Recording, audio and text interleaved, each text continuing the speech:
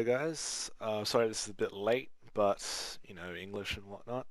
But this is the last video on the last prac, the alkanol prac, where we burnt different alkanols and tried to determine their their molar heat. And on the syllabus, actually says we have to use ethanol, so I'll be using propanol today, but that's only because that's the results I have and not that of ethanol. So yeah, we'll jump right in. Just before, we'll do the quick theory behind it first. This is probably one of the easiest pracs we have to do. It's really just combustion, and we all should know that by now. Combustion's really just fuel plus oxygen. So fuel's a hydrocarbon. Um, yeah, hydrocarbon plus oxygen would equal water plus carbon dioxide. That's total combustion. So here we have one um, we have combustion of an alkane, in this case ethane. Um, yeah, so we just write ethane plus oxygen equals water plus carbon dioxide, and then it's just a matter of balancing it. Oh, by the way, I won't be drawing in this video because I don't have my graphics tab, so everything's pre-drawn, so this probably be a much shorter video.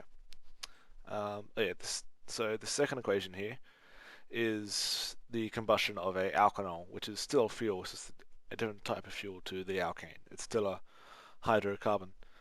So here we have propanol, which is what we'll be doing later on.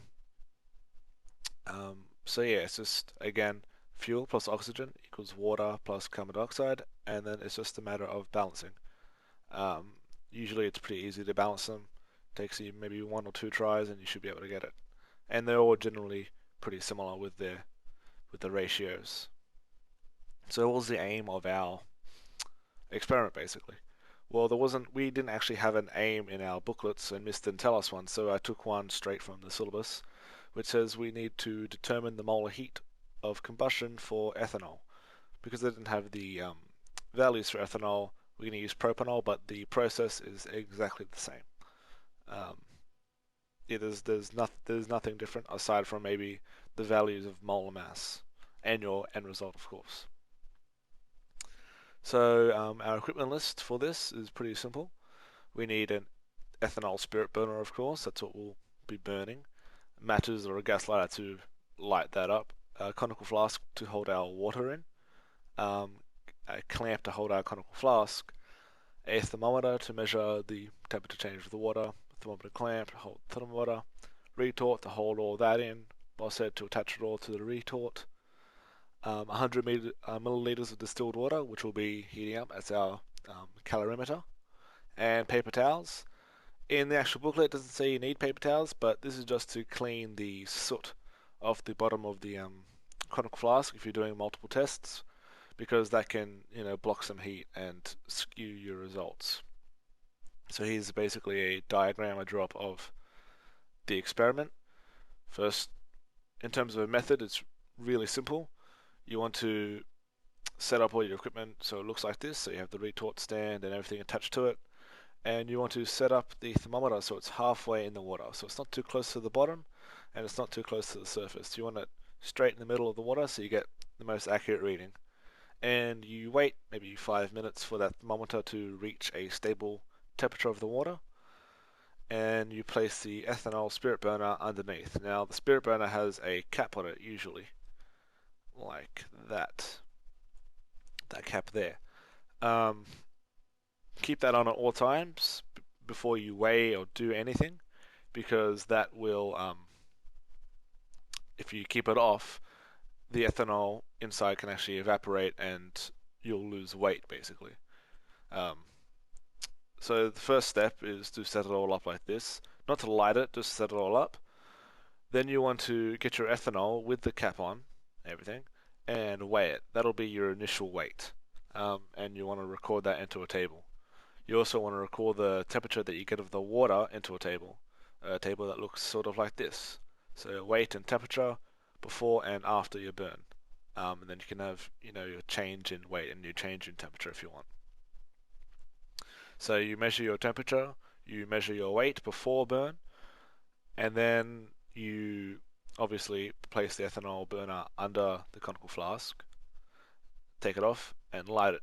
Now, when taking it off and lighting it, take off the cap and light it immediately. So I suggest lighting the match or lighting the gas lighter before you take it off because you want to get as accurate a result as possible. So you want no ethanol to evaporate, you just want it all to burn. So you take it off, you light it on, and you wait until the water raises around 20 degrees. Now, this is what we did in class. It doesn't really hold any relevance, but it's just a nice number to work with. It's large enough so you can get tangible results. It's easy to get to. It doesn't take too long to. It's not too large that it takes way too long to actually get there. It's a This is a nice round figure we can use. Once you've reached 20, or well, what I did is I waited till it reached about 18 degrees above. So say I started at 20, I waited till it got to 38, and then I removed the ethanol. I put the cap on, put the flame out, remove the ethanol, so that the water was at 18 above. And what you will see is that the temperature keeps rising, maybe 3 or 4 degrees. That's just because of the ambient temperature in the glass still transferring into the water. So if you stop it around 18, it should continue on to around 20. It doesn't have to be exactly 20. It could be 22, 23. It could be 19, 17. You just want it around that. So it's a nice number to work with. Once you've taken the ethanol away, um, you know what your final temperature is. It's 20 degrees above your initial temperature, or whatever you record. And you want to also weigh your ethanol now with the cap on still, but after the burn. So you'll see a relatively small mass decrease in your ethanol spirit burner, which you also record here. So you see the weight decreased by about 1.4 grams, and the temperature went up by 21.5, so pretty close to the 20 mark. Now what's happening here basically, you're burning the ethanol, and it's heating up the water. That's all the theory behind it. It's just combustion here. It's just combustion. And what we're trying to do is use the mass of ethanol burnt to figure out the molar heat capacity. So how much? Not molar heat capacity. Molar heat of combustion that ethanol has. And to do that, we use some formulas down here. We use primarily MCAT to work this out. So first off, we want to work out how much energy we produced from the 1.4 grams we burnt. Now this is all in terms of propanol now, so don't try it with any ethanol calculations because it won't match up. So we plug in all our values. So we use 100 mils of water, so you got 0.1 kilograms of water times the heat capacity of water, which is 4.18 times 10 to the 3. And we times it by the change in temperature, which is 21.5. Now from that we get 8,987 joules. So that's how much heat we produced when burning our propanol. And we burnt 1.4 grams because that's how much the spirit burner changed, the mass of the spirit burner changed. So we know that we burnt 8,987 joules per 1.4 grams. Now from there's two ways of figuring out how much energy propanol would produce per mole. Now the first way is the way I prefer, but people would prefer different ways and it doesn't really matter. They both work out fine. This way it tends to be a little less accurate because you're forced to round off a bit with this decimal here. But other than that, they're both acceptable and they're both fine. So what I do personally is I say, okay, it wants us to find the molar heat of combustion, right? So I want to get this into moles first. I just want to get everything into moles so I can then work to 1 mole or the molar heat. So moles equals mass or molar mass. We all know that by now. We know our mass and we know the molar mass because we know the chemical formula for propanol, which is C3H7OH.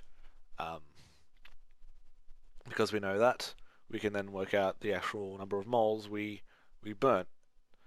So the number of moles equals the mass of molar mass, so 1.4 grams is our mass, and 60 is our molar mass From that, we find out we burnt 0.0233 moles.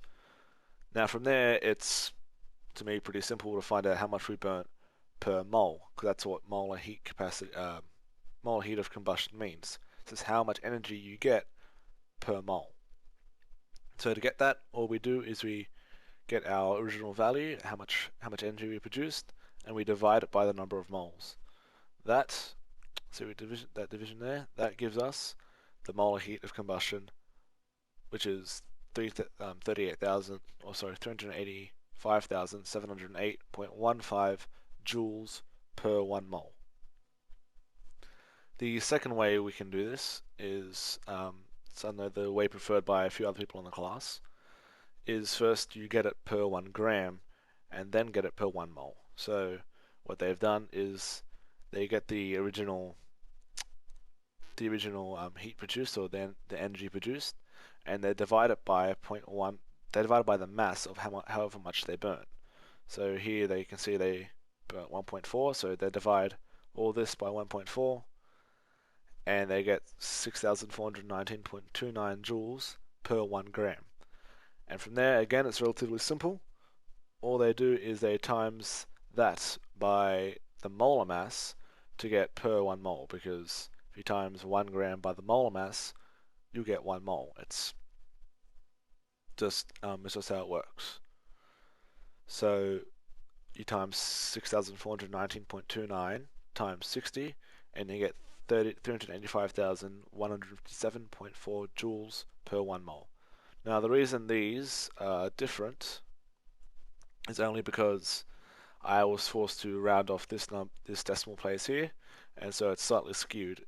The number is actually 0.023 repeater, and so if you put that in the calculator, you get a number much closer to this value. So this is more accurate in some circumstances, but generally you want to choose the method that is best suited to your way of thinking, and not which one's more accurate, because if you just if you don't round off in your calculator and just use the whole values, you should get the exact same answer. There shouldn't be any difference aside from maybe to the 12th decimal place, but you don't have to write that. So that's basically the Prac. If you have any questions, just get me on Skype or Facebook. I'll do another video if you want me to. Maybe not actually, because chemistry is tomorrow, but just if you have any problems with anything about chemistry, contact me and I'll be happy to help. Okay. Thanks for listening, and I hope I could help.